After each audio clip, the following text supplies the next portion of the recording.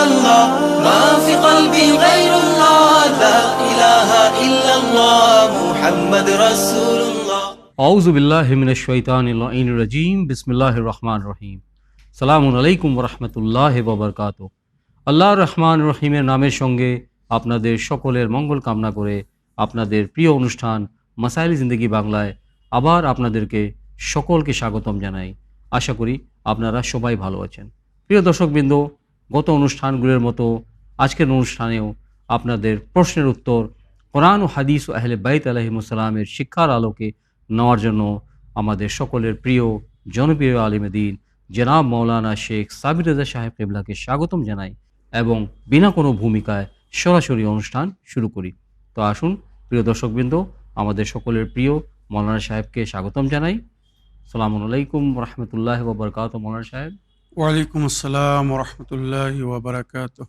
আবার উইং চ্যানেলের তরফ থেকে এবং আমার তরফ থেকে এবং আমাদের সকল দর্শকবৃন্দুর তরফ থেকে স্টুডিওতে আমি আপনার স্বাগতম জানাই। মাওলানা সাহেব, আল্লাহ আমাদেরকে তৌফিক দান করুন এবং আমাদের আজাদারিকে কবুল করুন।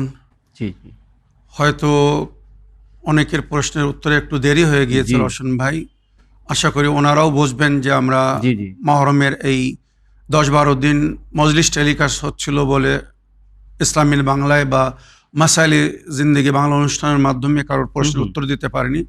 আজকে আমরা আপ্রান্ত চেষ্টা করব যত শীঘ্র সম্ভব সকলের প্রশ্নের উত্তর কমপ্লিট করার, ইনশাআল্লাহ। তো প্রিয় দর্শকবৃন্দ, গত অনুষ্ঠানগুলোর মতো আজকের অনুষ্ঠানেও আমি আপনাদের পাঠানো প্রশ্ন নিব। আজকের অনুষ্ঠানে সর্বপ্রথম আপনাদের পাঠানো টেক্সট মেসেজ পড়ব। তো প্রিয় দর্শকবৃন্দ, আসুন দেখি সর্বপ্রথম প্রশ্ন পড়ি। কোথা থেকে কে কি প্রশ্ন করছেন, কে কি জানার ইচ্ছুক। মাসাইল জিন্দেগি বাংলা, মাসাইল জিন্দেগি বাংলা অনুষ্ঠানে শুনতে চাই। সালামুন আলাইকুম ওয়া রাহমাতুল্লাহি ওয়া বারাকাতুহু। মাওলানা সাবির ভাইজান ও রোশন ভাইজান, আপনাদের জানাই লাখো কোটি সালাম। দোয়া করি আল্লাহ পাকের রহমতে আপনারাও আপনাদের পরিবারের সকলেই সুস্থ ও ভালো থাকবেন, ইলাহি আমিন। আমার একটা ছোট্ট প্রশ্ন, যে হজরত আলী ইবনে আবু তালিব আলাইহিস সালামকে মওলা বলা হয় কেন? দয়া করে জানাবেন প্লিজ। খোদা হাফিজ, ফি আমানিল্লাহ। ওয়া আলাইকুম আসসালাম ওয়া রাহমাতুল্লাহি ওয়া বারাকাতুহু। প্রিয় ভাই বা বোন, আপনার সুন্দর প্রশ্ন করার জন্য আমি আপনার অন্তর থেকে ধন্যবাদ জানাই। মাওলানা সাহেব, মওলা আলী ইবনে আবি তালিব আলাইহিস সালাম, মওলা আলীকে মওলা আলী কেন বলা হয়? ভাই বা বোনের সুন্দর প্রশ্ন। ওয়ালাইকুম আসসালাম ওয়া রাহমাতুল্লাহি ওয়া বারাকাতুহু। রওশন ভাই, আমরা আমাদের ইমাম জি বা নবী করিম সাল্লাল্লাহু আলাইহি সাল্লামকে নিজের আকা ও মাওলা মনে করি, নিশ্চয়। আর এটা আল্লাহর আদেশ। হুম, পবিত্র কোরআনে সূরা মায়দা আয়াত নম্বর 55 ইরশাদ হচ্ছে, আল্লাহ রাব্বুল আলামিন বলছেন, ইন্নামা ওয়ালিয়ুকুমুল্লাহু ওয়া রাসূলুহু ওয়াল্লাযীনা আমানুল্লাযীনা ইউকিমুনাস সালাত ওয়া ইউতুনাজ যাকাত ওয়া হুম রাকিউন। তোমাদের মাওলা, তোমাদের ওয়ালি বা অভিভাবক আল্লাহ। দেখুন ঠিক। কোরআন বলছে, কিন্তু কোরআনের আয়াত পড়ছি, ইন্নামা ওয়ালিয়ুকুমুল্লাহ, তোমাদের ওয়ালি বা মাওলা আল্লাহ, ওয়া রাসূলুহু, এবং আল্লাহর রাসূল তোমাদের ওয়ালি বা মাওলা। ওয়াল্লাযীনা আমানুল্লাযীনা ইউকিমুনাস সালাত ওয়া ইউতুনাজ যাকাত ওয়া হুম রাকিউন। আর ওই ব্যক্তি তোমাদের মাওলা বা তারা তোমাদের মাওলা যারা নামাজ কায়েম করেছে আর নামাজে রুকুর অবস্থায় যাকাত দিয়েছে। সুবহানাল্লাহ। সমস্ত তাফসির, হুম হুম, শিয়াদের তাফসির হোক আর আমার আহলে সুন্নাত ভাইদের তাফসির হোক, সমস্ত তাফসিরে লেখা হয়েছে ওয়াল্লাযীনা আমানুল্লাযীনা ইউকিমুনাস সালাত ওয়া ইউতুনাজ যাকাত ওয়া হুম রাকিউন। যে ব্যক্তি নামাজে রুকুর অবস্থায় যাকাত দিয়েছিলেন উনি ছিলেন হযরত আলী আলাইহিস সালাম, ঠিক ঠিক। মাওলা আলী আলাইহিস সালাম। Right. সুতরাং কোরআনের আয়াত হিসাবে তোমাদের মাওলা আল্লাহ, আল্লাহ রসুল এবং ওই ব্যক্তি যে নামাজে রুকুর অবস্থায় যাকাত দিয়েছে, অর্থাৎ ঠিক। হযরত আলী আলাইহিস সালাম। জি। তো কোরআনের হিসেবে হযরত আলী আলাইহিস সালামকে মাওলা বলা হয়েছে। দ্বিতীয়, এই আয়াত পরিপ্রেক্ষে এই আয়াতকে আয়া বেলায়েত বলা হয়। জি গাদিরে খুমের ময়দানে আল্লাহ রাব্বুল আলামিনের তরফ থেকে যখন প্রিয় নবীকে আদেশ করা হলো, ইয়া আইয়ুহা রাসূলু বাল্লিগ মা উনজিলা ইলাইকা মির রাব্বিক ওয়া ইল্লাম তাফআল ফামা বাল্লাগতা রিসালাতাহু ওয়াল্লাহু ইয়াসিমুকা মিনান নাস। হে আমার রাসূল, আপনি সেই পয়গামকে পৌঁছে দিন যেটা আল্লাহর তরফ থেকে আপনার উপরে অবতীর্ণ করা হয়েছে। যদি এই পয়গাম আপনি না পৌঁছে দেন তো আপনি আপনার রিসালাতের কোনো দায়িত্বকে পালন করেননি। হুম, হুম, মানে হুম, হুম। পুরো রেসালাত, মানে নবী Right. যে দিনের খেদমত করেছেন বা আল্লাহর দিন বান্দাদের কাছে পৌঁছেছেন, হুম, হুম। এই পুরো পরিশ্রম মেহনত বিফল হয়ে যাবে যদি এই ঘোষণা না করেন। আর সেটা কি ছিল? হযরত আলী আলাইহিস সালামের উলায়াতের ঘোষণা।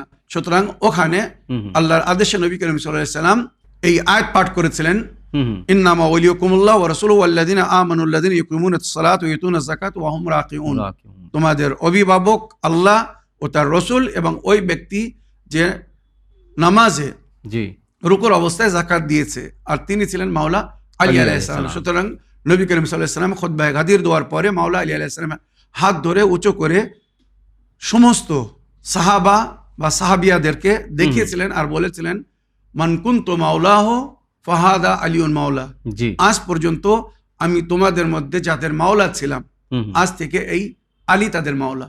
ঠিক, ঠিক। সুতরাং নবী আগে তাদের কাছ থেকে স্বীকৃতি নিয়েছিলেন হুম, হুম। যে তোমরা আমাকে মাওলা বলো কিনা, মাওলা মনে করো কিনা। হুম, হুম। আলাস্তু আউলা বিকুম মিন আনফুসিকুম, আমি তোমাদের নফসের উপরে তোমাদের চেয়ে তো কি বেশি অধিকার রাখি না? আমি কি তোমাদের অভিভাবক বা মাওলা না?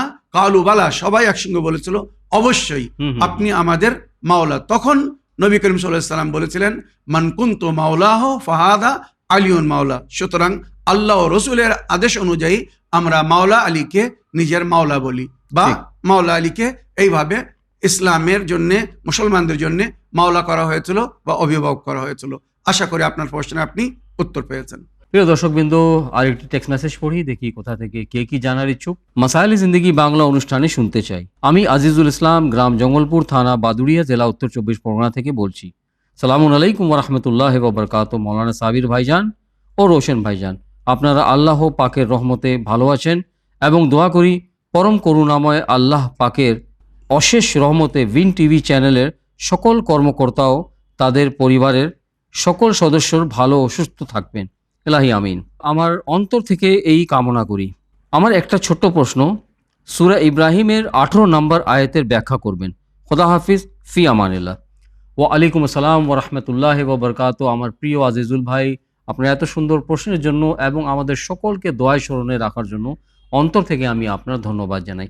আশা করি এইভাবে আপনার সুন্দর প্রশ্নের মাধ্যমে উভয় অনুষ্ঠান মাসাইলে জিন্দেগি বাংলা এবং ইসলামের বাংলাকে সহযোগিতা করতে থাকবেন। আমাদের নিয়মিত দর্শক আজিজুল ইসলাম ভাই, ওনার প্রশ্ন যে সূরা ইব্রাহিমের আয়াত নম্বর 18 ব্যাখ্যা উনি জানার ইচ্ছুক। ওয়ালাইকুম আসসালাম ওয়া রাহমাতুল্লাহি ওয়া বারাকাতুহু। আমার প্রিয় ভাই, সূরা ইব্রাহিম আয়াত নম্বর 18 মধ্যে উল্লেখ হয়েছে, আল্লাহ রাব্বুল আলামিন বলছেন, মাসালুল্লাযিনা কাফারু বিরাব্বিহিম আমালুহুম কারামাদিন ইশতাদ্দাত বিহির রিহু ফি ইয়াউমিন আসিফিন লা ইয়াকদিরুনা মিম্মা কাসাবু আলা শাইইন যালিকা হুয়াদ দালালুল বাঈদ। আল্লাহ রাব্বুল আলামিন বলেছেন, তাদের উদাহরণ, মাসালুল্লাযিনা কাফারু বিরাব্বিহিম, যারা নিজের প্রতিপালককে অস্বীকার করেছে, অমান্য আচ্ছা। করেছে, হুম, আল্লাহকে মানেনি, হুম, কিন্তু তারা আবার দুনিয়ায় নেকি করছে, মনে করুন দান খয়রাত করছে, হুম, পূর্ণি করছে, অন্যের সঙ্গে নেকি করছে, কারোর উপকার করছে,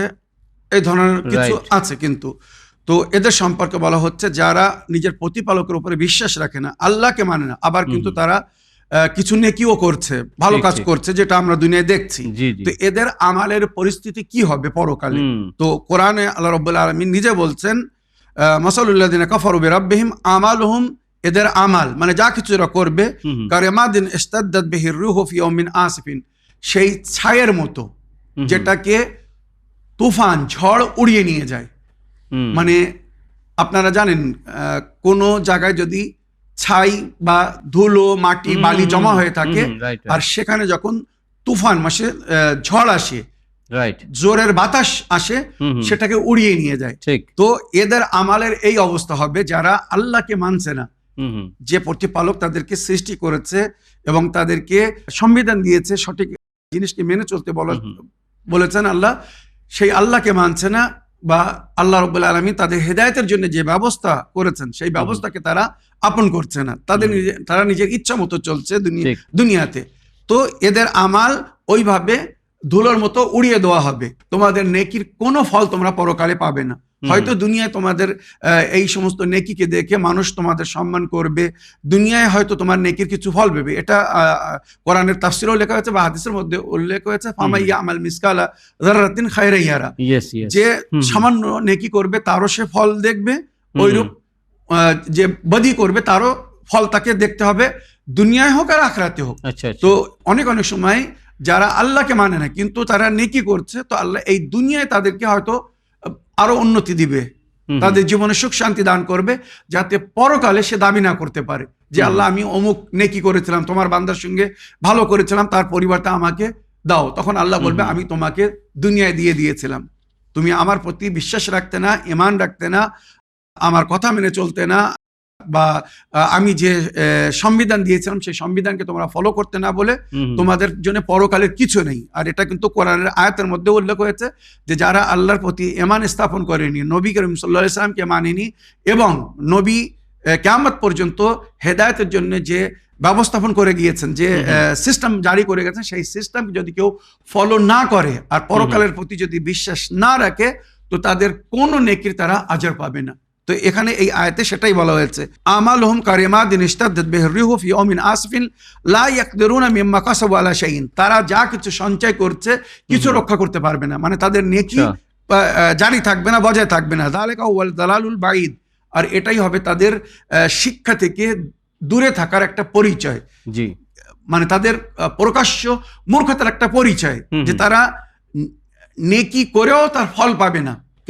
কেননা তারা হেদায়েত গ্রহণ করেনি, ওইভাবে নিজের নেকিকে বাঁচানোর চেষ্টা করেনি যে পদ্ধতিতে আল্লাহ বলেছেন তাদের নেকিকে বাঁচানোর জন্য বা নেকিকে জমা করতে। ওয়া মা তুকাদ্দিমু লিআনফুসিকুম মিন খাইরিন তাজিদুহু ইনদাল্লাহ, যা কিছু আগে আল্লাহর দরবারে পাঠিয়ে রাখবে সেটা সেখানে উপস্থিত পাবে।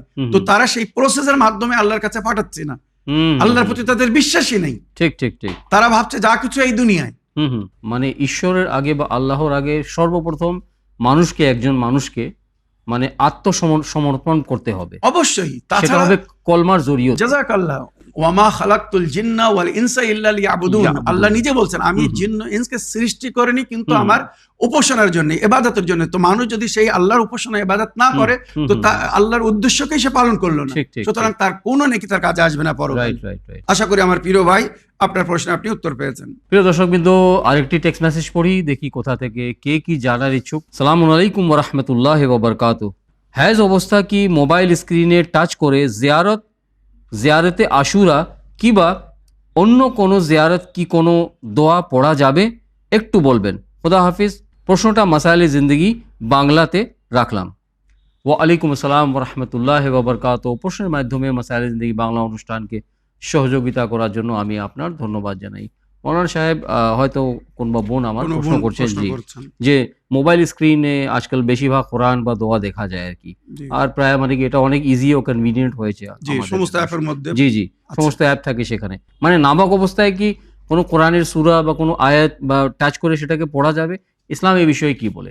ওয়ালাইকুম আসসালাম ওয়া রাহমাতুল্লাহি ওয়া বারাকাতুহু। আমার প্রিয় বোন, অবশ্যই যাবে, কোনো অসুবিধা নেই, কারণ এখানে আপনি অক্ষরকে ছুঁচ্ছেন না, আপনি কিন্তু শুধু গ্লাসকে টাচ করছেন। ওখানে কিন্তু কেউ অক্ষরকে স্পর্শ করতে পারবে না, ওটা জাস্ট গ্লাসের উপরে আপনি স্ক্রিনের উপর টাচ করছেন, যার নিচে ইলেকট্রনিক সিস্টেমের মাধ্যমে সবগুলো সেটিং করে রাখা আছে। তো ওখানে আপনি কোরআন বা দোয়া বা জিয়ারত যদি পড়তে চান পড়তে পারবেন, কোনো অসুবিধা নেই। তবে শরীয়তে যেটা বলা হয়েছে, কোরআন হায়েজের অবস্থায় 7টি আয়াতের বেশি পড়া মাকরুহ, 7টি আয়াতের বেশি পড়া মাকরুহ। যেমন সূরা আলাম আপনি পড়তে পারবেন, সূরা আলাম দে 7টি আয়াত, কিন্তু তার বেশি পড়া মাকরুহ। মাকরুহ মানে যেটা না করা ভালো, করলে কোনো পাপ নেই, হারাম না, কিন্তু যদি কেউ পড়তে চায় হারাম না, তবে এটা মাকরুহ। বাকি জিয়ারত বা দোয়া ইত্যাদি ওই অবস্থায় অজু করে, শুধু কারাহিয়াতকে দূর করার জন্য অজু করে, নামাজের সময় হলে, আল্লাহর উপাসনা বা ইবাদতের সময় হলে, বা আপনার ইচ্ছা হচ্ছে এখন জিয়ারত পড়ার কি কোনো দোয়া পড়ার, তো আপনি ওটা পড়তে পারবেন। টাচ স্ক্রিনে হাত দিয়ে ওটাকে আগে পিছনে সাইডে যদি সরাতে পারবেন, কোনো অসুবিধা নেই। আশা করি আপনার প্রশ্নে আপনি উত্তর পেয়েছেন। দর্শকবৃন্দ, আসুন আরেকটি মেসেজ পড়ি, আরেকটি টেক্সট মেসেজ পড়ি, দেখি কোথা থেকে কে কি জানার ইচ্ছুক। মাসাইলে জিন্দেগি বাংলা। আসসালামু আলাইকুম মৌলানা সাহেব, আমি নদিয়া জেলা থেকে রবিউল শেখ বলছি। মৌলানা সাহেব, আমার দুটি প্রশ্ন ছিল। প্রথম প্রশ্ন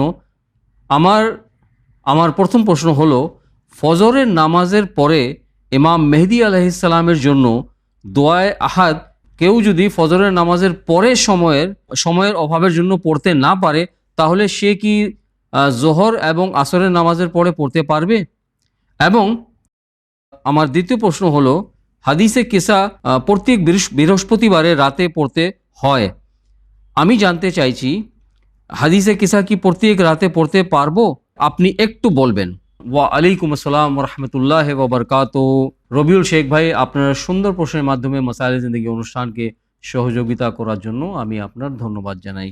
মৌলানা সাহেব, আমাদের নিয়মিত দর্শক রবিউল ভাই প্রশ্ন করছেন, দুটি প্রশ্ন করছেন। ওনার প্রথম প্রশ্ন হচ্ছে যে সকালের নামাজের পরে দোয়ায়ে আহাদ যদি কেউ না পড়তে পারে, তো সেটা তাহলে দুপুরে- কি নামাজে জোহরাইনের পরে দোয়ায়ে আহাদ পড়তে পারবে? দ্বিতীয় প্রশ্ন ওনার হচ্ছে আগা, যে আমরা মানে জেনারেলি সবাই মানে প্রত্যেক বৃহস্পতিবারে রাত্রে। পড়ি রাত্রের সময়ে মাগরিবের পরে আমরা হাদিসে কেসা পড়ি। তো ভাইয়ের প্রশ্ন হচ্ছে যে কি সপ্তাহে প্রত্যেক দিন মানে পড়া যাবে মাগরিবের কিনা? পরে কি এই হাদিসে কেসা পড়তে পারবো আমরা? মুহাম্মদ ও আলে মুহাম্মদ বা কোরআন ও হাদিসে আহলে বায়তের শিক্ষার আলোকে এটার কি উত্তর হওয়া উচিত? ওয়ালাইকুম আসসালাম রহমতুল্লাহ ওয়াবারাকাত। আমার প্রিয় ভাই রবিউল শেখ সাহেব, আপনার চিঠি লেখার জন্য এবং সুন্দর প্রশ্ন রাখার জন্য আপনাকে ধন্যবাদ জানাই। দোয়ায়ে আহাদ যেটা যুগের ইমামের সঙ্গে একটি অঙ্গীকার, বা যুগের ইমামের যে বায়াত আমাদেরকে করতে বলা হয়েছে, নবী করিম সাল্লাল্লাহু আলাইহি ওয়াসাল্লামের বিখ্যাত হাদিস, যেটা আমার মুসলমান ভাইদের সমস্ত হাদিসের বইয়ের মধ্যে এই হাদিস উল্লেখ হয়েছে বা আছে। নবী করিম সাল্লাল্লাহু আলাইহি ওয়াসাল্লাম বলেছেন, মান বাতা ওয়ালাম ইয়াবি ইমাম আল্লাযী ইফতারাদাল্লাহু তাআতাহু ওয়া মাতা ফাকাদ মাতা আলাল কুফর। যদি কোনো ব্যক্তি রাত্রে ঘুমায় ওই ইমামের বায়াত না করে, জি, যার জি। বায়াত তার উপরে ফরজ করা হয়েছে, জি জি। আর সকাল হওয়ার আগে যদি মারা যায়, হুম তো সে কুফরের অবস্থায় মরবে। হুম। মানে নিজের যুগের ইমামের বায়াত করতে বলা হয়েছে। জি জি। তো ওই বায়াতকে জারি রাখার জন্য বা ওই অঙ্গীকারকে কন্টিনিউ রাখার জন্য আমরা প্রতিদিন সকালের নামাজের পরে ভোরের সময়, মনে করুন সামান্য রাত থাকে তখন, জি। ভোরের সময় আমরা এই দোয়ায়ে আহাদ পড়ি। হুম। তো আমার ভাই জিজ্ঞাসা করছেন যে এই দোয়াটা যদি সকালের নামাজের পরে আমরা না পড়তে পারি, দিনের বেলা জোহরের পরে পড়া যাবে কিনা? তো আমার প্রিয় ভাই, যেমন এই দোয়ার মধ্যে উল্লেখ হয়েছে, দোয়ায়ে আহাদের মধ্যে, আল্লাহুম্মা ইন্নী উজাদ্দিদু লাহু ফি সাবিহাতি ইয়াউমি হাদা, হে আমার প্রতিপালক, আমি আমার অঙ্গীকারকে রিনিউয়াল করছি, আমার অঙ্গীকারকে আমি রিনিউয়াল করছি ঠিক ঠিক। সাবিহাতি ইয়াউমি হাদা, আজকের দিন সকালে। এখানে সকালের জিকির হয়েছে দোয়ার মধ্যে, ঠিক ঠিক। আজকের দিন সকালে। ওয়ামা ইশতুমিন আইয়ামি, আর আমি যতদিন বেঁচে থাকবো, আমার ইনশাআল্লাহ। সারা জীবন আমি এইভাবে ইমামের সঙ্গে আমার অঙ্গীকারকে জারি রাখবো, Right, বা আমার right. বায়াতকে আমি জারি রাখবো। আহদান ওয়া আকদান ওয়া বায়াতান লাহু ফি উনুকি, যুগের ইমামের বায়াত আমার গলার উপরে, বা ওনার সঙ্গে যে একটা অঙ্গীকার, যে মাওলা জি, জি। আমি আপনার হাতে বায়াত হলাম, হুম। আমি আপনার বায়াত করলাম। যেমন নবী বলেছেন, নিজের যুগের ইমামের বায়াত করো, যদি বায়াত না করে শো আর রাত্রে যদি মারা যাও তো তুমি মরবে। তো আমি আপনার বায়াত করছি, আপনার সঙ্গে ওয়াদা করছি, অঙ্গীকার করছি, আমি আপনার এই বায়াতকে কখনো ছাড়বো না বা অঙ্গীকারকে ভঙ্গ করব না। যতদিন বেঁচে থাকবো আপনার বায়াত আমার গর্দানের উপরে, আমার গলার উপরে থাকবে। লা আহুল আনা ওয়ালা আজুল আবাদা, আমি কখনো এই বায়াতকে ভঙ্গ করব না বা এর থেকে সরব না। আল্লাহুম্মা ইজআলনি মিন আনসারিহি ওয়া আওয়ানি, হে আমার প্রতিপালক, আমাকে যুগের ইমামের সহকারী, সঙ্গী বা সাথী করো, তার যেন মদত করতে পারি। যুগের ইমাম যখন এই বিশ্বে ন্যায়ের প্রতিষ্ঠার জন্য আবির্ভাব করবেন, জি। তো সেই সময় যেন আমি ওনার সাথী হতে পারি। তো এই দুয়ার মধ্যে জিকির হচ্ছে রোশন ভাই, সকালবেলা আমরা এটা রিনিউয়াল করছি ঠিক, আমাদের বায়াতকে। তো যদি সকালে পড়তে পারেন অতি উত্তম, যেটা আমি বললাম দুয়ার মধ্যে। খোদা না করুক যদি কেউ সকালে ঘুম না ভাঙার কারণে হয়তো উঠতে পারেন কোনো কারণে, এক আধ দিন এমন হতে পারে, তো সকালে যদি না পড়তে পারেন তো দিনের বেলা যে কোনো এক সময়, মনে করুন সকালে যখন উঠবেন 10টার সময় উঠেছেন তখনই পড়ে নিন, মানে যত তাড়াতাড়ি পড়বেন তত উত্তম, মনে রাখবেন। তো এভাবে উল্লেখ হয়েছে।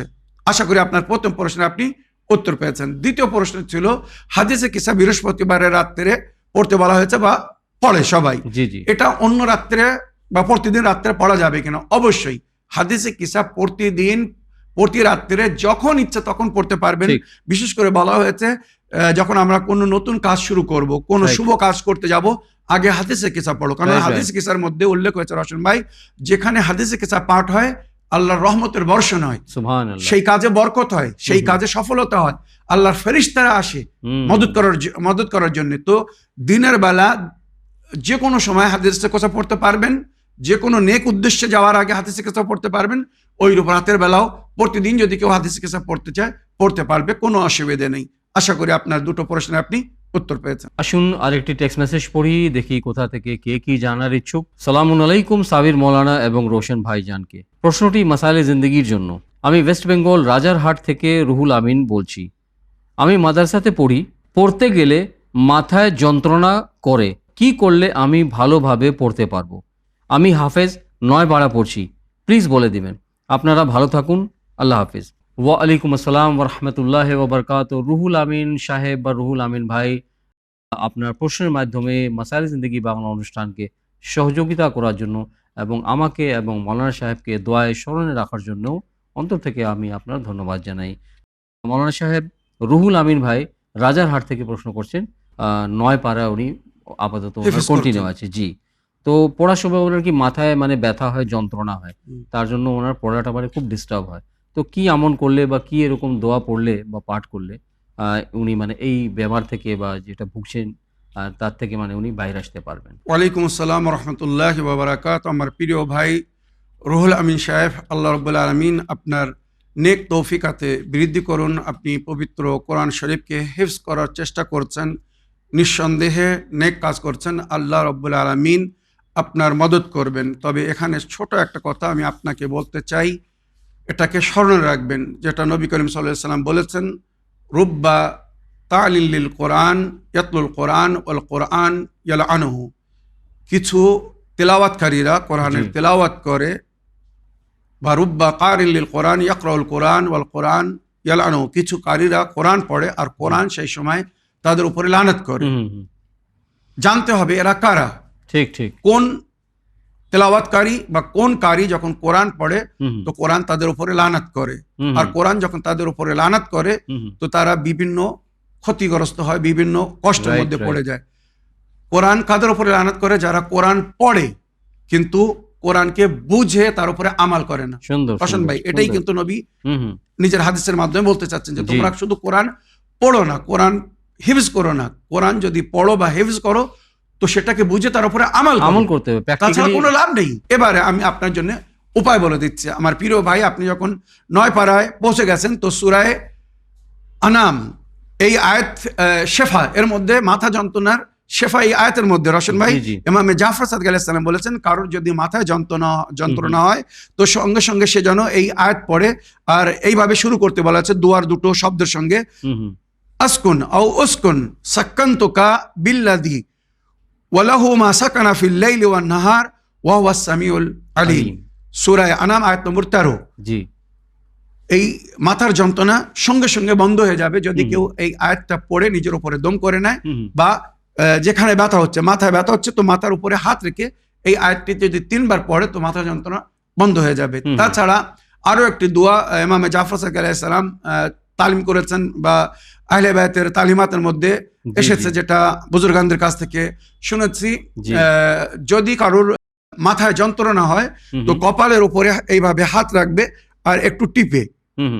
এইভাবে এই দোয়াটি পড়বে, বিসমিল্লাহির রহমানির রহিম, ইয়া ওয়াজউ ইয়া আলম ইযহাব ইলা বাদানিল কুফার ওয়াল মুশরিকিন ওয়াতরুকনি বিহাক্কি মুহাম্মদ ওয়া আলিহি তাহিরিন। হুম, হুম। ইয়া ওয়াজউ ইয়া আলম ইযহাব ইলা বাদানিল কুফার ওয়াল মুশরিকিন ওয়াতরুকনি বিহাক্কি মুহাম্মদ ওয়া আলিহি তাহিরিন। কপালের উপরে হাত রেখে এই দোয়াটি 3 থেকে 4 বার যদি পড়েন তো সঙ্গে সঙ্গে মাথা যন্ত্রণা ভালো হয়ে যাবে, ঠিক হয়ে যাবেন। আশা করি যে উপায় বললাম কোরআনের আয়াত থেকে বা দোয়ার মাধ্যমে আপনি এটাকে উপয়োগ করবেন। প্রিয় দর্শকবৃন্দ, আসুন এবারে অনুষ্ঠানের শেষ টেক্সট মেসেজ পড়ছি, দেখি কার কি প্রশ্ন।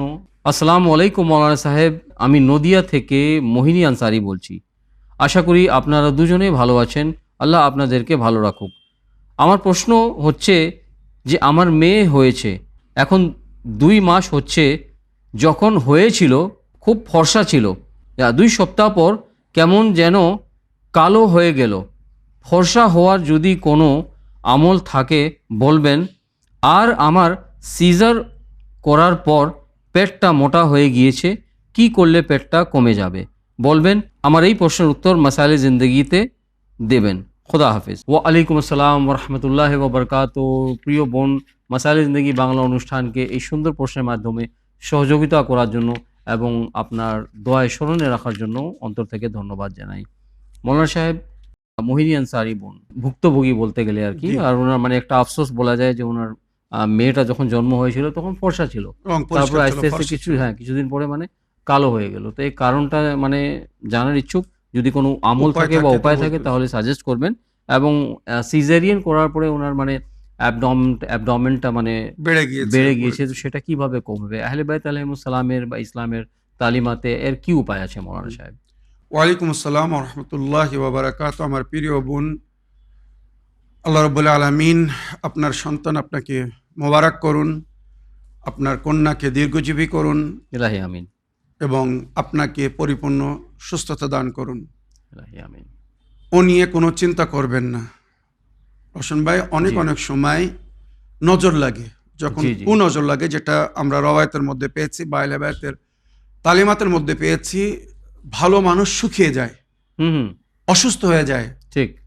রং পরিবর্তন হয়ে যায় অনেক জি। অনেক সময় নজর লাগার কারণে। তো হুম। হয়তো বাল্যকালে দেখতে সুন্দর বলে বা ফর্সা বলে কারোর হয়তো নজর লেগেছে, হুম, এমন হতে পারে। হুম, বাস্তবে হতেই হবে তার কোনো গ্যারান্টি না, তবে Right. হতে পারে, সম্ভাবনা। ঠিক, ঠিক। তো যদি কারোর নজর লেগে থাকে, তো আমার প্রিয় বোন সূরা আল-হামদ আয়াতুল কুরসি মাউজাতাইন, সূরা আল-হামদ আয়াতুল কুরসি আর মাউজাতাইন পড়ে, সূরা নুন ওয়াল কলমের শেষ দুটি আয়াত পড়ে বিসমিল্লাহির রহমানির রহিম ওয়াই ইয়াকাদুল্লাযিনা কাফারু লা ইয়াজলুকুনাকা বিআবসারিহিম লাম্মা সামিউ যিকরা ওয়া ইয়াকুলুন ইন্নাহু লামাজনুন ওয়া মা হুয়া ইল্লা যিকরুল লিল আলামিন।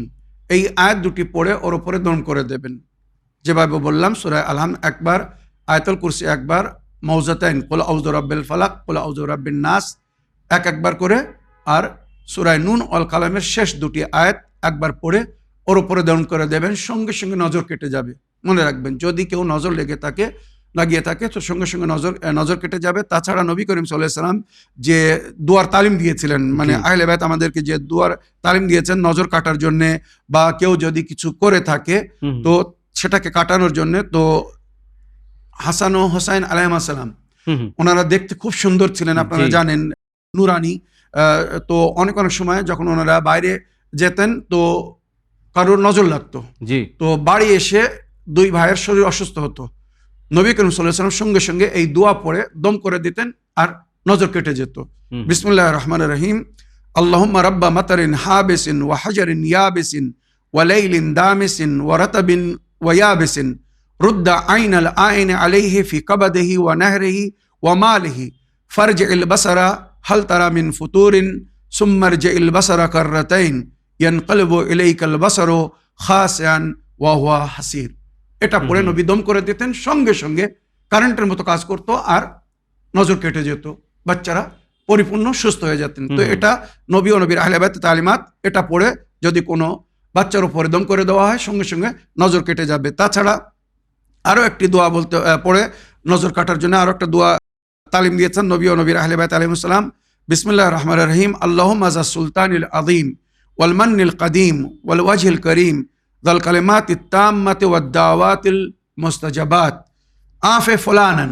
আফে ফুলানান এখানে আপনার মেয়ের নাম নেবেন, আফে অমুক, হুম, হুম, মিন আনফুসিল জিন্নে ওয়া আইউনিল ইনসে, জিন ও ইনসের শার থেকে আল্লাহ হুম। আমার এই কন্যার রক্ষা করুন।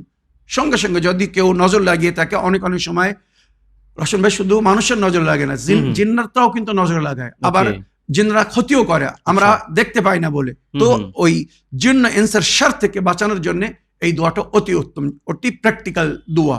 এই হুম। দোয়া পড়ে যদি কারোর উপরে দম করে দেওয়া হয় তো জিন্ন ইনসের আঘাত থেকে সে মুক্তিতে থাকবে। আমার প্রিয় বোন, আশা করি যদি আপনার কন্যার উপরে নজর লেগে থাকে তো এগুলো করলে তার নজর কেটে যাবে। হুম। এবারে রং ফর্সা হবে কি করে? তো অনেক অনেক সময় অটোমেটিক এটা আবার ফর্সা হওয়া শুরু হয়ে যায় হুম। সময়ের সঙ্গে, বয়সের সঙ্গে, যদি সেইভাবে রোদ বাতাস না লাগে, জি, জি। যেটা খারাপ বলা হয়।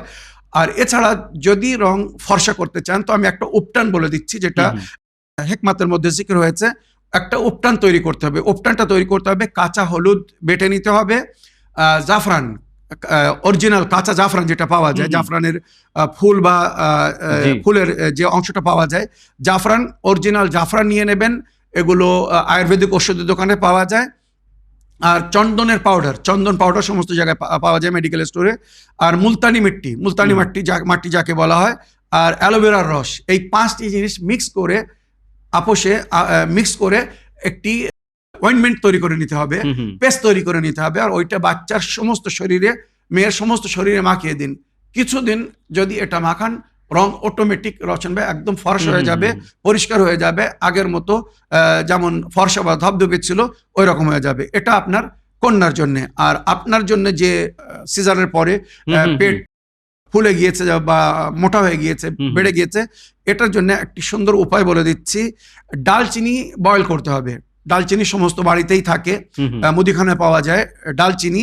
ওটাকে পাউডার করে নিতে পারেন 4 পাতার মতো, বা বড় যদি পিস পিস যেটা পাওয়া যায় ওটাকেও বয়েল করতে পারেন। অনেক সময় বয়েল করতে হবে। বয়েল করার পরে ওর সঙ্গে লেবুর রস আর মধু মিক্স করে ওটা পান করতে হবে। কিছুদিন পান করলে, 15 দিন কি 1 মাস পান করুন, এর মধ্যে আপনি রেজাল্ট দেখতে পাবেন। পান করার সময় কি হবে আগা? সকাল সন্ধ্যা খালি পেটে পান করলে অতি উত্তম। মানে ওই চর্বি পুরো গলিয়ে দেবে, পেটের পুরো চর্বি গলে যাবে, মানে ফ্যাট যেটা বাড়ছে ওটা কমে যাবে। পান করার কোয়ান্টিটি কতটুকু হবে? জাযাকাল্লাহ, 1 কাপ কি 1.5 কাপ মনে করুন। আর এটা কন্টিনিউয়াসলি, মানে ধারাবাহিক হিসেবে প্রতিদিন সকাল সন্ধ্যা, সকালবেলা আর রাত্রে শোয়ার আগে যদি পান করে, তো এর প্র্যাকটিক্যাল অনেক গুণ। আর খেতেও খুব টেস্টি কিন্তু রশন ভাই। ডালচিনি বয়েল করে নেবে, তার সঙ্গে সামান্য লেবুর রস মিক্স করবে, আর মধু, চিনি দিলে হবে না কিন্তু মধু দিতে হবে। মধু দিয়ে ওটাকে পান করলে শরীরে একটি হিট হবে, একটু গরম লাগবে, তবে চর্বি গলে যাবে। এটার খুব উপকার। আর আমি আপনার জন্য বলবো, আপাতত কিছুদিন আপনাকে ভাত খাওয়া বন্ধ দিতে হবে। ভাত কিন্তু শরীরে ফ্যাট বাড়ায়।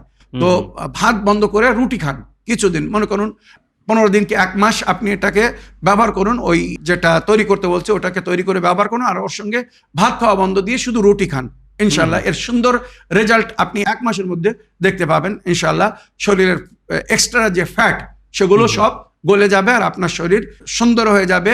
আশা করি আপনার প্রশ্নে আপনি উত্তর পেয়েছেন। প্রিয় দর্শকবৃন্দ, আসুন এবারে সময় হচ্ছে আপনাদের পাঠানো অডিও মেসেজ প্লে করার। তো আসুন সর্বপ্রথম অডিও মেসেজ প্লে করি, দেখি কার কি প্রশ্ন, কে কি জানার ইচ্ছুক। আসসালামু আলাইকুম মৌলানা সাহেব, আমি মুর্শিদাবাদ থেকে মর্জিনা বলছি। সূরা কাউসারের মধ্যে আমাদের হযরত মুহাম্মদ সাল্লাল্লাহু আলাইহি সাল্লামকে আল্লাহ তাআলা কুরবানি দেওয়ার জন্য বলেছেন। তাই উনাকে কি শুধুমাত্র পশু কোরবানি দেওয়ার জন্য বলেছেন, না অন্য কোনো কারণ ছিল? কারণগুলো বলবেন। প্রশ্নের উত্তরটি মাশাআল্লাহ জিন্দেগিতে দিবেন।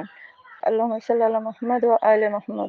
ওয়া আলাইকুম আসসালাম ওয়া রাহমাতুল্লাহি ওয়া বারাকাতুহু। প্রিয় মর্জিনা আপা বা বোন, প্রশ্নের মাধ্যমে মাসালে জিন্দেগি বাংলা অনুষ্ঠানকে সহযোগিতা করার জন্য আমি আপনার ধন্যবাদ জানাই। ওয়ালাইকুম আসসালাম ওয়া রাহমাতুল্লাহি ওয়া বারাকাতুহু। আমার প্রিয় বোন, আপনি জানতে চেয়েছেন যে সূরা কাউসারের মধ্যে নবী করিম সাল্লাল্লাহু আলাইহি ওয়াসাল্লামকে যে আদেশ করা হয়েছে, জি জি, ফাসাল্লি লিরাব্বিকা ওয়ানহার, জি, আপনার প্রতিপালকের জন্য আপনি সালাত কায়েম করুন, নামাজ পড়ুন এবং নাহার করুন। নাহার বলতে কোরবানি দিন। তো আমার বোন প্রশ্ন করতে চাচ্ছেন বা জানতে চাচ্ছেন, কোরবানি মানে কি শুধু পশু পাখির কোরবানি দিতে বলা হয়েছে, না এখানে আরো অন্য কিছু বোঝানো হয়েছে? হ্যাঁ, জাযাকাল্লাহ, খুব সুন্দর প্রশ্ন। তো আমার প্রিয় বোন, প্রথম পর্যায়ে যেটা সমস্ত মুফাসসিরিনরা লিখেছেন বা বলেছেন, নবী করিম সাল্লাল্লাহু আলাইহি সাল্লামকে মক্কার মুশরিকিনরা যে পরিবেশে নবী করিম সাল্লাল্লাহু আলাইহি সাল্লাম বসবাস করতেন, ওখানকার মুশরিকিনরা নবী করিম সাল্লাল্লাহু আলাইহি সাল্লামকে খোঁটা দিত। বিশেষ করে যাদের নাম উল্লেখ হয়েছে আবু লাহেব রাইট, বা আবু জাহেল, নবী করিম সাল্লাল্লাহু আলাইহি সাল্লামকে খোঁটা দিত যে নবী করিম সাল্লাল্লাহু আলাইহি সাল্লাম নির্বংশ, মানে নবী করিম সাল্লাল্লাহু আলাইহি সাল্লামের পুত্র সন্তান জন্ম নেওয়ার পরে মারা যাচ্ছিল। আল্লাহর কোনো মাসলাহাত ছিল, জনাবে কাসিম, জনাবে আব্দুল্লাহ জন্ম নেওয়ার পরে মারা গিয়েছিলেন।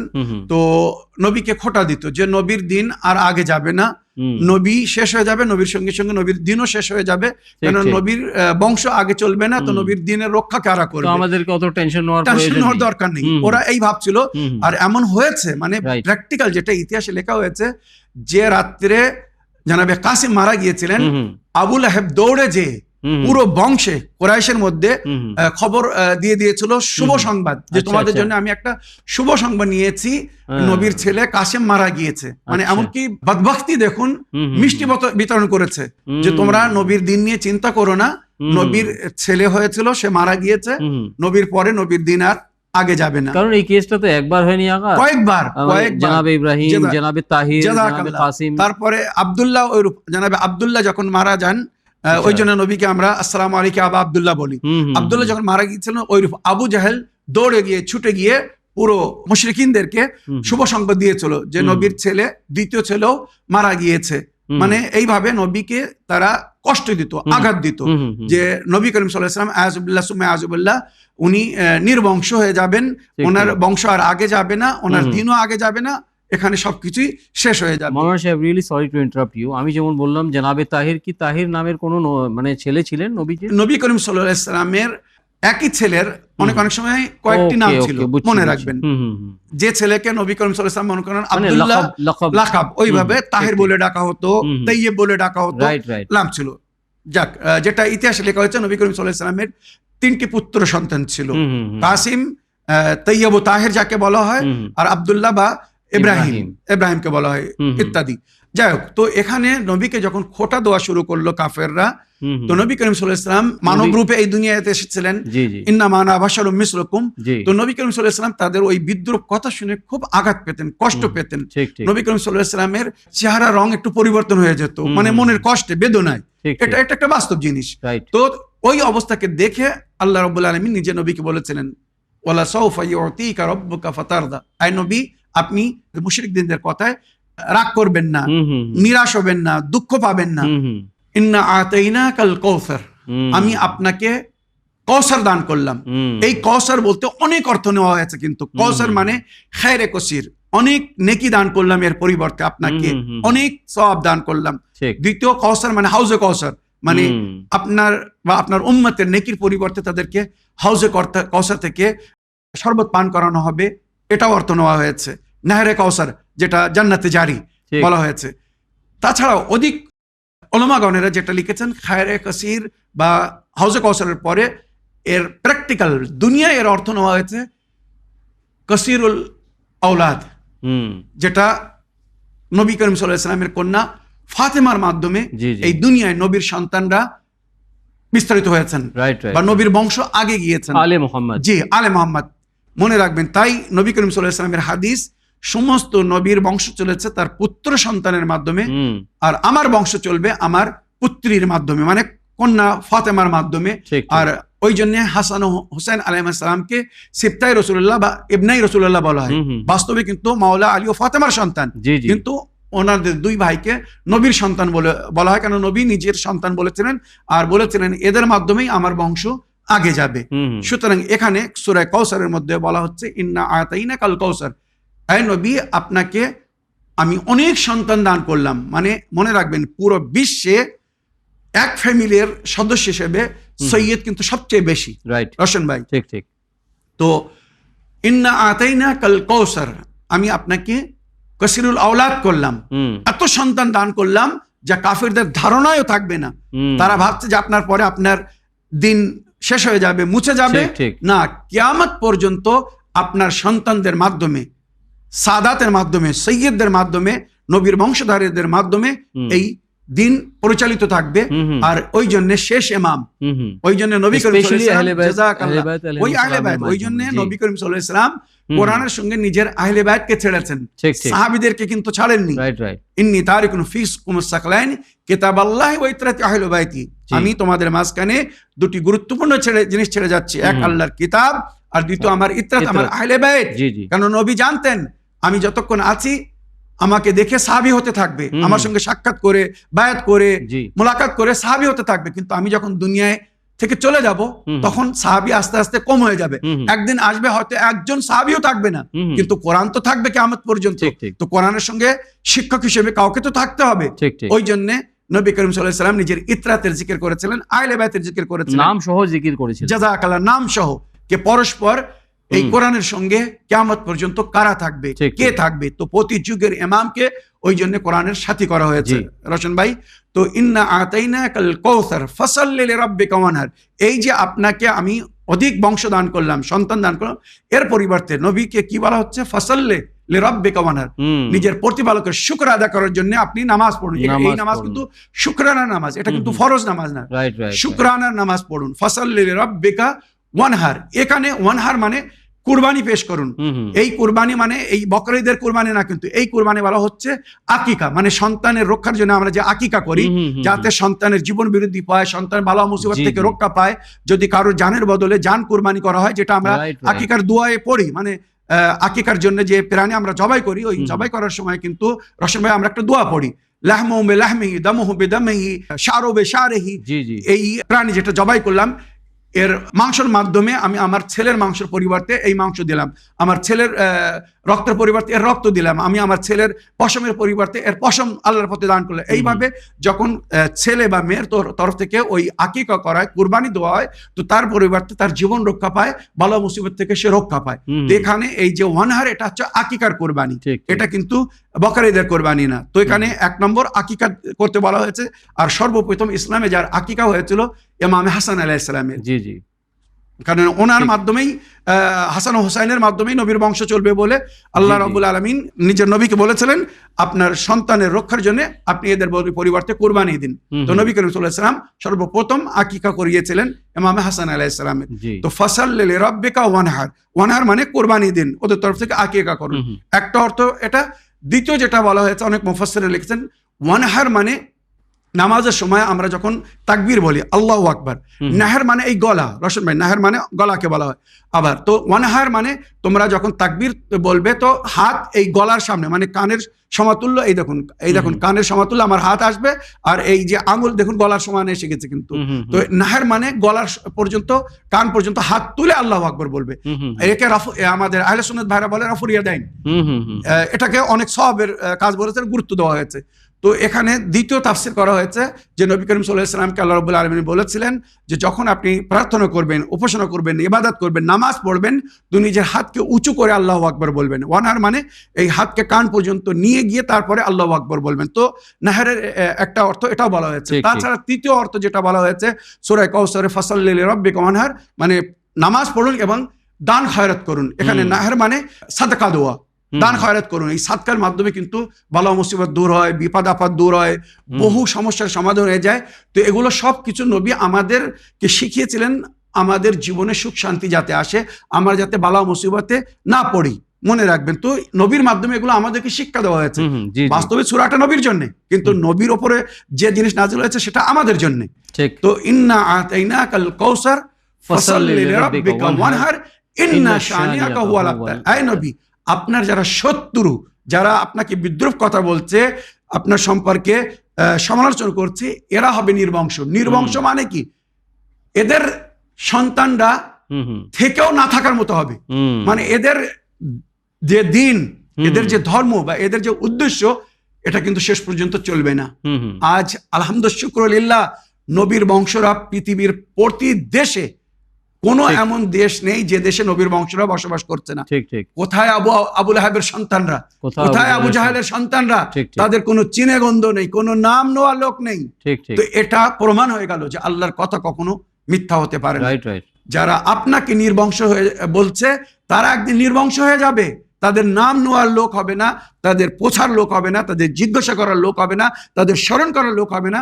কিন্তু আপনার সন্তানরা কিয়ামত পর্যন্ত থাকবে, সম্মানের সঙ্গে জীবনযাপন করবে, তাদেরকে সবাই স্মরণ করবে। আর আজ নবী আলে নবীকে স্মরণ করছে কিনা? পুরো বিশ্ব নবী আলে নবীকে স্মরণ করছে। আর জানাদের মাধ্যমে, নবীর সন্তানদের মাধ্যমে এই আল্লাহর দিন রক্ষা পেয়েছে। এই আল্লাহর দিন মনে রাখবেন, নবীর সন্তানদের মাধ্যমে কারবালার ময়দানে ইমামে হোসেন আলাইহিস সালাম যদি কুরবানি না দিতেন, তো এই নবীর দিন হয়তো আমাদের কাছে পৌঁছতো না। তো আমার প্রিয় বোন, আশা করি আপনার প্রশ্নের উত্তর পেয়েছেন বা বাস্তব বা হকিকত থেকে অবগত হয়েছেন। প্রিয় দর্শকবৃন্দ, আসুন অনুষ্ঠানের শেষ প্রশ্ন প্লে করি, দেখি কোথা থেকে কে কি জানার ইচ্ছুক। আসসালামু আলাইকুম, আমি শরীফ শেখ বলছি কলকাতা নিউ টাউন থেকে। আশা করি ভালো আছেন, আল্লাহ আপনার ভালো রাখুক। সমস্ত চ্যানেল উইনের কর্মকর্তার কাছে আমার বিনীত অনুরোধ, তিনারা সমস্ত সদস্য চ্যানেল উইনের তাদের একটু মনোযোগ দিয়ে দেখবেন এবং প্রশ্নগুলির উত্তর দিবেন, কারণ বাংলা ভাষার মানুষ অনেক পিছিয়ে আছে, আমরা প্রচার করতে গিয়ে দেখতে পাচ্ছি। প্রশ্নটা হচ্ছে, সাধারণত একজন মন্ত্রী, স্টেট গভর্নমেন্ট হোক আর সেন্ট্রাল গভর্নমেন্ট হোক, তিনার কাছে সেনাপ্রধান থাকে, বডিগার্ড থাকে, এবং তিনি যদি খাদ্য দপ্তরের মন্ত্রী হন, তাহলে তিনার কাছে যেতে হলে তিনার পিএর কাছে অ্যাপ্লিকেশন করতে হয়, এবং পিএ যদি অনুমতি দেয় তবেই সেখানে যাওয়া যায়, নাহলে যাওয়া যায় না। বিশ্ববিখ্যাত লেখক হযরত মুহাম্মদ সাল্লাল্লাহু আলাইহি ওয়াসাল্লাম, সেই লেখকের বডিগার্ড কোন কোন সাহাবা ছিলেন এবং তিনাদের নাম কি, এবং তিনারা কত বয়স থেকে কত বয়স পর্যন্ত ছিলেন, এবং তিনাদের বাড়ি ঘর বংশ পরিচয় কি। দ্বিতীয়টা হচ্ছে, একজনের মন্ত্রীর কাছে, বিশ্ববিখ্যাত লেখকের কাছে, একজন মন্ত্রীর কাছে যেতে গেলে যদি এত কৈফিয়ত জারি করতে হয়, এত বডিগার্ডকে ওভারটেক করে তবে পারমিশন ছাড়া যাওয়া যায় না, তাহলে দিনের নবী যেখানে থাকতেন সেখানে কি করে তিনার বিরোধীরা প্রবেশ করতেন? এটা অসম্ভব। সবাই দাবি করছে আমরা নবীর সাহাবা, কিন্তু সাহাবাদের মধ্যে বাতিল হয়ে গেছিলেন কি কি কারণের জন্য, তবুও তারা দাবি করে যায় কি কারণের জন্য বাতিল হয়েছিলেন এবং কত সালে হয়েছিলেন এবং শেষ পর্যন্ত বাতিল ছিলেন কিনা, এই নিয়ে বিস্তারিত একটা আলোচনা করলে খুব ভালো হয়, মানুষের বুঝতে ভালো হবে। বিশেষ সাহাবা, বিশেষ বডিগার্ড এবং বিনা পারমিশনে তিনার কাছে যেতে পারতেন না। এইটা মাসাইলে জিন্দেগিতে আলোচনা করলেই আমার মনে হয় বেশি ভালো হয় বলে আমি মনে করছি। আসসালামু আলাইকুম রহমতুল্লাহ বারকাতুহু। ওয়ালাইকুম আসসালাম ওরহমতুল্লাহ ওবরকাত। প্রিয় শরীফ ভাই, আপনার এই সুন্দর প্রশ্নের মাধ্যমে অনুষ্ঠান মাসাইলে জিন্দেগি বাংলাকে সহযোগিতা করার জন্য অন্তর থেকে আমি আপনার ধন্যবাদ জানাই। আবার আমাদের নিয়মিত দর্শক, আমাদের প্রিয় শরীফ ভাইয়ের প্রশ্ন, যে প্রশ্ন হচ্ছে আগা, যে ওয়ার্ল্ডে যত পলিটিশিয়ানস আছে বা যারা পাওয়ারের মধ্যে আছে, তাদের সঙ্গে মানে সাক্ষাৎ করতে গেলে, মিটিং করতে গেলে আগে অ্যাপয়েন্টমেন্ট নিতে হয়, তারপরে মিটিং করতে পারি বা মিট করতে পারি, অনেক প্রসেসের মাধ্যমে তাদের কাছে আমরা যেতে পারি। কিন্তু নবী করিম সাল্লাল্লাহু আলাইহি সাল্লামের কাছে কেউ যদি মানে যাওয়ার ইচ্ছা করতো, মানে উইদাউট এনি মানে ডিস্টারবেন্স, মানে মিট করতে পারতো, মিটিং। তো ইনার কথা হচ্ছে যে এত বড় নবীর সঙ্গে মানে এইভাবে ডাইরেক্ট ভাবে without any security, without having any appointment, কিভাবে মানে অনেক জনরা মানে মিটিং করাটা সম্ভব ছিল? তো এনার অবজেকশনও বলা যায় এক প্রকার আর কি। তো আমি আমার তরফ থেকে কিছু কথা বলতে চাই যে এই ডিফারেন্স হচ্ছে বাদশাহের মধ্যে এবং নবীর মধ্যে। জাযাকাল্লাহ, জাযাকাল্লাহ, এটাই আমি বলতে চাচ্ছি উত্তরে। জি, ওয়ালাইকুম আসসালাম ওয়া রাহমাতুল্লাহি ওয়া বারাকাতুহু। আমার প্রিয় শরীফ ভাই, আপনার ভয়েস মেলের জন্য আপনাকে অসংখ্য ধন্যবাদ জানাই। আপনি আপনার ভয়েস মেলের মধ্যে কয়েকটি প্রশ্ন রেখেছেন, একটা না কয়েকটি প্রশ্ন রেখেছেন। আর আপনি জানেন মাসাইলে জিন্দেগি বাংলাতে আমাদেরকে অল্প সময়ের মধ্যে অনেকের প্রশ্নের উত্তর দিতে হয়। জি। তো আমার প্রিয় ভাই, আমি যদি শুধু আপনার প্রশ্নের উত্তর দেই তো একটা এপিসোড যথেষ্ট না, তারও বেশি সময়ের প্রয়োজন আছে। নিশ্চয়ই নিশ্চয়ই। আপনি জানেন বা আপনি অনুভব করছেন, আপনি বুঝতে পারছেন আপনার আগে কতটা প্রশ্নের উত্তর দেওয়া হয়েছে। সুতরাং আমার প্রিয় শরীফ ভাই, কিছু মনে করবেন না, যখন আপনি কোনো বিষয় বিস্তারিত জানতে চাইবেন ওই প্রশ্নটি আপনি ইসলামিক বাংলায় রাখবেন। যেমন আপনি এর পরে একটা প্রশ্ন করেছিলেন কোরআনে পাকের শেষ সূরা বা শেষ আয়াত সম্পর্কে। আমি আপনার প্রশ্নের উত্তরে পুরো একটি এপিসোড রেকর্ড করেছি, আশা করি আপনি শুনেছেন বা হয়তো খুব শীঘ্রই শুনবেন। পুরো একটা এপিসোড আপনার একার প্রশ্নের উত্তরে আমি রেকর্ড করিয়েছি। ওখানে ইনশাআল্লাহ অনেক কিছু হকিকত কোরআন ও হাদিস থেকে তুলে ধরেছি, যার মাধ্যমে আপনি বা আপনি যাদেরকে জানাতে চাচ্ছেন, শোনাতে চাচ্ছেন, তারা শিক্ষা লাভ করবে। তো ঠিক। আমার প্রিয় শরীফ ভাই, এখানে আমি আপনার প্রশ্নের বিস্তারিত উত্তর দিতে পারছি না, কারণ আমাদের সময় খুব অল্প রয়ে গেছে। সুতরাং অতি সংক্ষিপ্তে আমি বলতে চাচ্ছি, যেটা আমার রওশন ভাই ইশারা দিয়েছেন, যে জি। নবী বা ইমামরা মনে রাখবেন কোনো রাজা বা মন্ত্রীর মতো জীবনযাপন করতেন না। হুম হুম, ওনাদের জীবন কোনো রাজার মতো জীবনযাপন ছিল না, যে রাত প্রাসাদে বসে থাকবে, ঠিক ঠিক। সেখানে অনেক সিকিউরিটি, হুম হুম, সাক্ষাৎ করা সম্ভব না। হুম হুম। বা মন্ত্রীদের যেটা আপনি তুলনা করেছেন, উদাহরণ দিয়েছেন, ওনাদের জীবন কিন্তু তেমন ছিল না। ওনারা ছিলেন আল্লাহর ওলি, ওনারা আল্লাহর সমস্ত বান্দাদের হেদায়েতের জন্য এসেছিলেন। ঠিক ঠিক। সুতরাং ওনারা আপ্রান্ত চেষ্টা করতেন সবাই যাতে ওনাদের কাছে আসতে পারে। তো আমার প্রিয় শরীফ ভাই, নবীদের মধ্যে, ইমামদের মধ্যে আর রাজা আর মন্ত্রীদের মধ্যে অনেক পার্থক্য মানে জমিন আসমানের পার্থক্য। নবীরা কখনো ওইভাবে কাউকে নিজেদের দরবারে আসতে মানা করেননি, বা আল্লাহর Right. ওলির নিজের দরবারে যে সমস্যা নিয়ে এসেছে নবী বা আহলে বাইত তার সমস্যার সমাধান করেছেন। হ্যাঁ, ওনাদের সিকিউরিটির জন্য আল্লাহর তরফ থেকে ফেরেশতারা বডিগার্ড ছিল। তো বান্দাদের সিকিউরিটির কোনো প্রয়োজন ছিল না, না কোনো নবীর না কোনো ইমামের। ওই জন্যে আমাদের ইমামের জীবনে তুলে দেখুন, কোন ইমাম কিন্তু নিজের সঙ্গে বডিগার্ড রাখেননি। Right, right, ওইরূপ right. নবী কিন্তু কখনো নিজের সঙ্গে বডিগার্ড রাখতেন। হ্যাঁ, সেবা করার জন্য, খেদমতের জন্য কিছু ঠিক। সাহাবীরা ছিলেন বা গোলামরাও খাদিমরা ছিলেন, ছিলেন, বা গোলামরা খাদিমরাও ছিলেন, যার ছিলেন, মধ্যে হ্যাঁ। আমি কিছু বিশেষ নাম উল্লেখ করতে চাই জি, জি। রওশন ভাই। জানাবে আব্দুল্লাহ ইবনে মাসউদ, এনার নাম নবীর সেবকের মধ্যে সবচেয়ে আগে আসে। হুম, ইনি বয়স্ক ছিলেন, আর ওই জন্যে এনার রওয়ায়ত কিন্তু খুব মোতাবার, কারণ আচ্ছা। সবসময় নবীর সঙ্গে থাকতেন। যেমন মাওলা আলী সবসময় নবীর সঙ্গে থাকতেন, হুম। এই খাদিম জানাবে আব্দুল্লাহ ইবনে মাসউদ উনিও নবীর সঙ্গে থাকতেন। তাছাড়া ওনার বিখ্যাত সেবকের মধ্যে জানাবে আবু যর গফফারের নাম আসে, ঠিক ঠিক। উনিও নবীর সঙ্গে থাকতেন, সেবা করতেন। জানাবে সালমানে ফার্সির নাম আছে, হুম হুম। উনিও সেবা করতেন। বিলালে হাবেশি মুয়াজ্জিন ছিলেন, প্লাস সেবক ছিলেন, খাদিম ছিলেন। জানাবে মাআজ বিন জাবাল, হুম। উনি নবীর বাড়ি পাহারাদার ছিলেন, গেটের কাছে সবসময় অপেক্ষা করতেন, দাঁড়িয়ে থাকতেন, কেউ আসলে নবীকে খবর দিতেন যে নবী অমুক আপনার সঙ্গে সাক্ষাৎ করতে এসেছে। এইভাবে আরো অনেক সাহাবীদের নাম আছে, প্রায় 14 থেকে 15 জন সাহাবী ছিলেন, যারা সাহাবীও ছিল আবার খাদিমও ছিল। হুম হুম।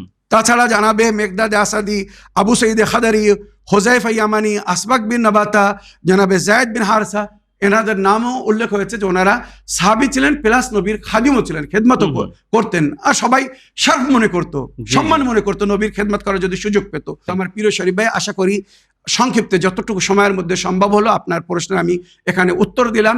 এ বিষয়ে আরো যদি বিস্তারিত জানতে চান তো ইসলামিক বাংলায় প্রশ্ন করুন। আর আপনার একটা প্রশ্নের উত্তরে যে আমি পুরো একটি এপিসোড রেকর্ড করেছি, ওইটা নিজেও শুনুন এবং অন্যদেরকে শোনান। আশা করি অনেকের ভুল ভেঙে যাবে, হয়তো অনেকে হেদায়েত পেয়ে যাবে, যদি আল্লাহ তৌফিক দান করেন। ধন্যবাদ মৌলানা সাহেব, যে আপনি আবার অনুষ্ঠানে অংশগ্রহণ করে প্রিয় দর্শকবৃন্দদের প্রশ্নের উত্তর কোরআন ও হাদিস ও আহলে বাইত আলাইহিমুসসালামের শিক্ষার আলোকে দেওয়ার জন্য আমি আমার তরফ থেকে এবং চ্যানেল ভিনের তরফ থেকে এবং সঙ্গে সকল দর্শকবৃন্দদের তরফ থেকেও আপনার অন্তর থেকে ধন্যবাদ জানাই। আশা করি আগামী অনুষ্ঠানেও এসে আপনি এইভাবে আমাদের প্রিয় দর্শকবৃন্দদের প্রশ্ন উত্তর দিতে থাকবেন। অবশ্যই রওশন ভাই, আপনাকেও ধন্যবাদ জানাই এবং আমার দর্শকবৃন্দদেরকেও আমি ধন্যবাদ জানাই, যারা নিজেদের প্রশ্নের মাধ্যমে, মতামতের মাধ্যমে জি আমাদের উভয় অনুষ্ঠানকে সহযোগিতা করছেন। এবং চ্যানেল উইনকেও ধন্যবাদ জানাই, এত সুন্দর সুযোগ দিয়েছেন সকলের প্রশ্নের উত্তর দেওয়ার, বা আল্লাহর বান্দাদের, নবীর উম্মতের খেদমত করার, যেখানে সবার প্রশ্নের উত্তর বা প্রয়োজন হিসেবে জি। কোরআন ও হাদিস এবং তালিমাত আহলে বায়তের আলোতে আমি সবার প্রশ্নের উত্তর দেওয়ার জি জি। চেষ্টা করছি। দোয়া করবেন যেন এইভাবে সুস্থ থেকে, স্বাস্থ্য থেকে আল্লাহ রাব্বুল আলামিন যেন আমাকে নেক হায়াত বা হেদায়েত দান করেন। এইভাবে আপনাদের সকলের প্রশ্নের উত্তর দিয়ে আপনাদেরকে না, আমি নিজেকে যেন কৃতজ্ঞ করতে পারি, এবং আশা করি এর আজর সওয়াব আপনারাও পাবেন এবং আমিও পাবো। প্রশ্নের মাধ্যমে মাসায়েল জিন্দেগি বাংলা, আপনাদের প্রিয় অনুষ্ঠান ইসলামের বাংলাকে এইভাবে সহযোগিতা করতে থাকুন, সঙ্গে দেখতে থাকুন আপনাদের প্রিয় চ্যানেল ভিন। আশা করি আগামী অনুষ্ঠানে আপনাদের সঙ্গে আবার সাক্ষাৎ হবে, আবার দেখা হবে। তো এই বলে আজকের অনুষ্ঠান শেষ করার জন্য আপনাদের সকলের কাছে অনুমতি চাই। শুকরিয়া ও ধন্যবাদ। সালামুন আলাইকুম ওয়া রাহমাতুল্লাহি ওয়া বারাকাতুহু। حسبي ربي جل الله ما في قلبي غير الله لا إله إلا الله محمد رسول الله